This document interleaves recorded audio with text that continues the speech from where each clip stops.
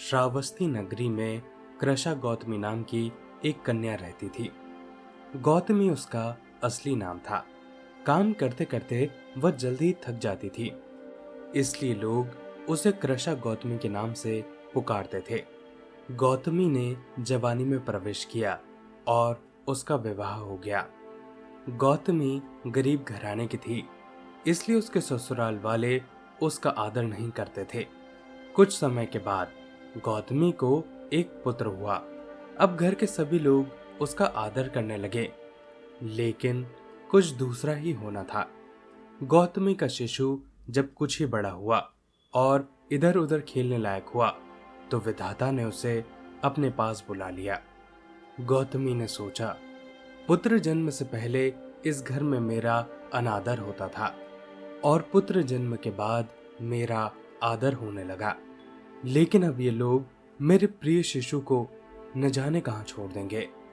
गौतमी अपने बेटे को गोद में उठाकर घर घर दवा मांगने लगी। लोग ताली बजाकर हंसी ठट्टा करते और कहते, पगली, कहीं मरे हुए की भी कोई दवा होती है। किसी भले आदमी को गौतमी पर बहुत दया आई।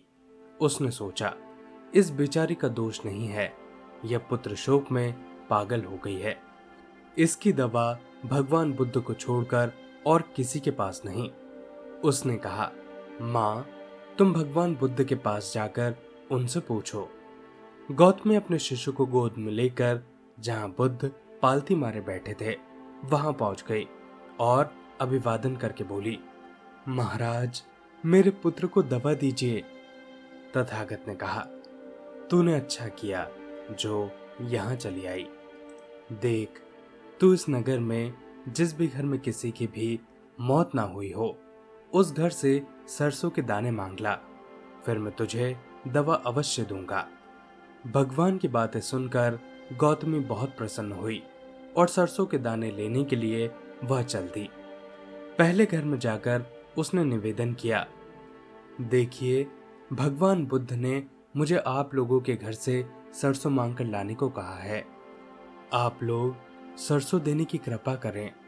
गौतमी के ये शब्द सुनकर एक आदमी झट से अपने घर में सरसों के दाने लेने गया और गौतमी को देने लगा।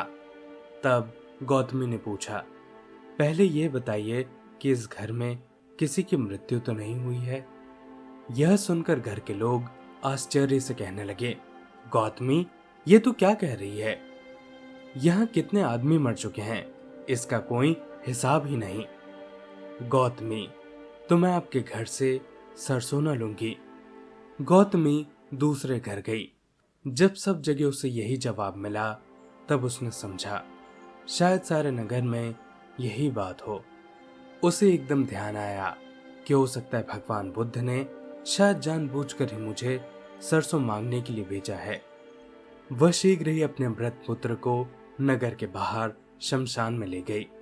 उसे अपने हाथ में लेकर बोली, प्रिय पुत्र, मैंने समझा था शायद तुम ही अकेले मरने के लिए पैदा हुए हो, लेकिन अब मुझे मालूम हो गया है कि मौत सबके लिए है। जो पैदा हुआ है उसे एक न एक दिन तो मरना ही है। इतना कहकर उसने अपने पुत्र की अंतिम क्रिया की और फिर वह वहां से लौटी। लौटकर गौतमी बुद्ध के पास गई। बुद्ध ने पूछा, गौतमी, सरसों के दाने मिल गए? गौतमी ने कहा, भगवान, सरसों नहीं चाहिए, उनका काम हो गया।